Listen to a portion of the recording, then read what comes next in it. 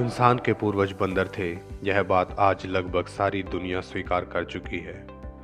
बंदर के क्रम विकास से इंसान कैसे बने, इस बात को बताने वाले महान वैज्ञानिक थे चार्ल्स डार्विन, जिन्होंने उस समय में अपने सिद्धांत को लोगों के सामने रखा जब लोगों की आस्था उन्हें उनके धार्मिक ग्रंथों में कहीं बातों के अलावा कुछ भी समझने की इजाज़त नहीं देती थी। क्रम विकास के सिद्धांत को जानने से पहले हालांकि खुद चार्ल्स डार्विन भी इंसान की उत्पत्ति को लेकर बाइबल में लिखी बात को अस्वीकार नहीं करते थे, किंतु जीव जंतुओं, पेड़ पौधों के बारे में उनकी विशेष रुचि और अपनी वैज्ञानिक सोच के चलते जब वे प्रकृति के विकासवाद को जान पाए तो उन्होंने इंसानों और जीव जंतुओं में होने वाले विकास को न सिर्फ स्वयं स्वीकारा बल्कि इस सिद्धांत को दुनिया के सामने भी रखा।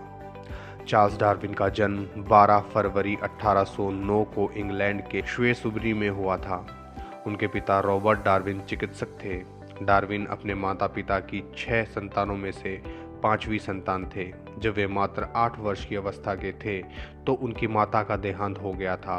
उनका परिवार खुले विचारों वाला था।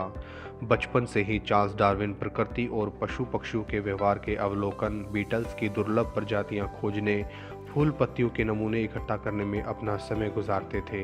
उनका मन स्कूल में पढ़ाई जाने वाली ग्रीक, लैटिन एवं बीजगणित में नहीं लगता था।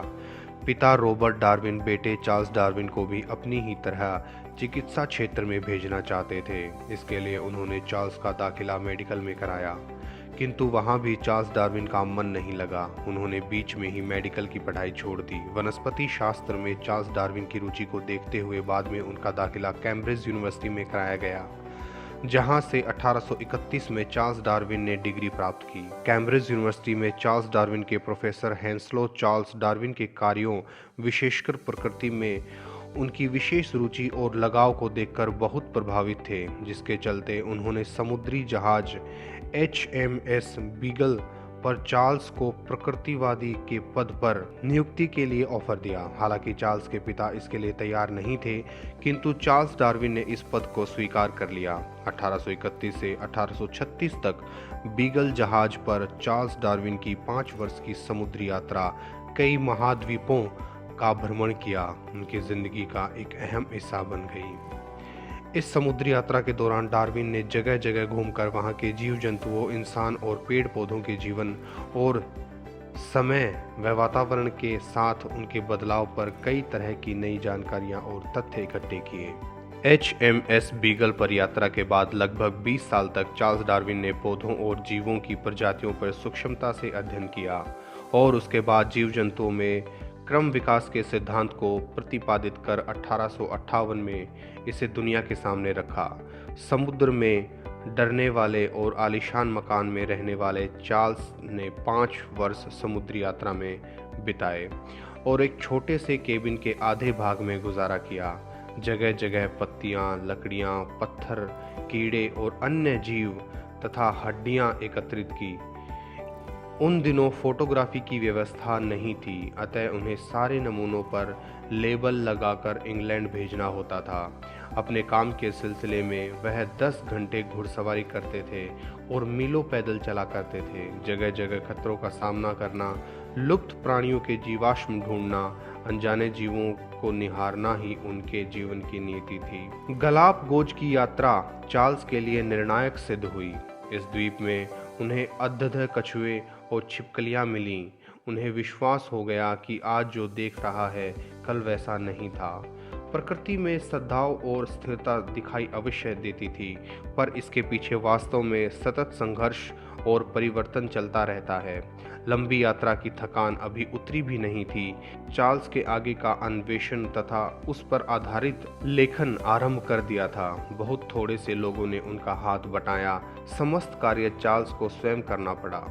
1869 में क्रम विकास के सिद्धांत पर आधारित चार्ल्स डार्विन की लिखी पुस्तक जीव जाति का उद्भव प्रकाशित हुई, जिसने पूरी दुनिया में तहलका मचा दिया। इस किताब में डार्विन ने अपनी मानवीय विकास की प्रजातियों का विस्तार से वर्णन किया था।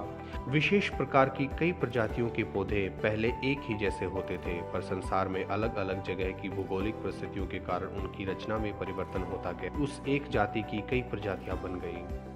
पौधों की तरह जीवों का भी यही हाल है। मनुष्य के पूर्वज किसी समय बंदर हुआ करते थे, पर कुछ बंदर अलग से विशेष तरह से रहने लगे और धीरे धीरे ज़रूरतों के कारण उनका विकास होता गया और मनुष्य बन गए। 9 अप्रैल 1882 को इस महान वैज्ञानिक की 74 साल की उम्र में मृत्यु हो गई। इन्हें वेस्टमिनिस्टर एब में दफनाया गया। इनकी समाधि से कुछ ही दूर न्यूटन की समाधि है। इन्होंने जोशिया बेजवुड नाम की महिला से शादी की थी। इनके 19 बच्चे हुए, जिनमें से केवल 7 जिंदा रहे, जिनमें 4 बेटे उच्च श्रेणियों के वैज्ञानिक हुए हैं। क्या डार्विन की नोटबुक चोरी हो चुकी है?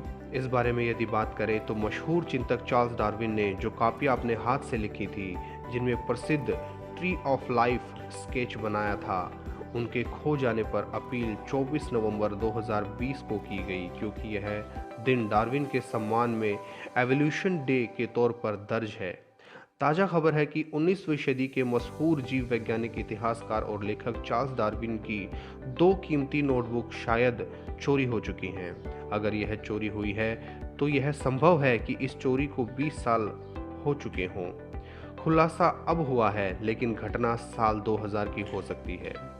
यहाँ से 2 बुनियादी सवाल उठते हैं। पहला तो यह है कि डार्विन कौन थे। दूसरा यह है कि उनकी कॉपियों के चोरी होने पर हंगामा क्यों भरपा।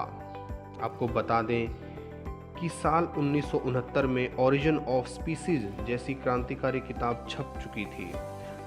जब छपी थी तो उसने दुनिया के बारे में दुनिया की सोच बदल दी थी।